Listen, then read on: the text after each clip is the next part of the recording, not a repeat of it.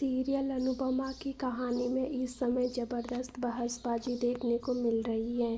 राही और अनुपमा का मिलन परिवार के लिए मुसीबत बन चुका है। सीरियल अनुपमा में अब तक आपने देखा है कि अनुपमा और राही की खूब बहस होती है। वसुंधरा और ख्वाति इस लड़ाई का फ़ायदा उठाती हैं। दोनों अनुपमा और राही के बीच आग लगाने की कसर नहीं छोड़ती। ऐसे में अनुपमा भी राही को सबके सामने आड़े हाथ लेती है। इस दौरान अनुपमा परिवार के सामने राही को उसकी औकात दिखाती है। इतना ही नहीं, अनुपमा राही को याद दिलाती है कि वो अब भी उसकी माँ है। इसी बीच सीरियल अनुपमा की कहानी में एक और बड़ा पखेड़ा खड़ा होने वाला है।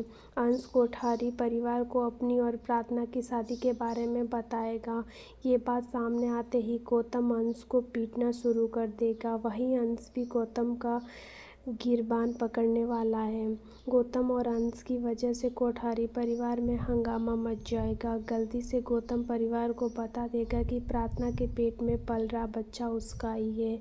ये बात सामने आते ही वसुंधरा की बोलती बंद हो जाएगी। प्रार्थना कहेगी कि परिवार ने गौतम के आगे कभी भी उसकी कोई बात नहीं सुनी। सच सामने आने के बाद प्रार्थना जमकर आंसू बहाएगी। इतना सब होने के बाद भी वसुंधरा अपने दामाद जी को गलत नहीं बताएगी। अब भी वसुंधरा की नज़र में प्रार्थना ही गलत होगी। ऐसे में अंश प्रार्थना के साथ घर जाने का फैसला करेगा।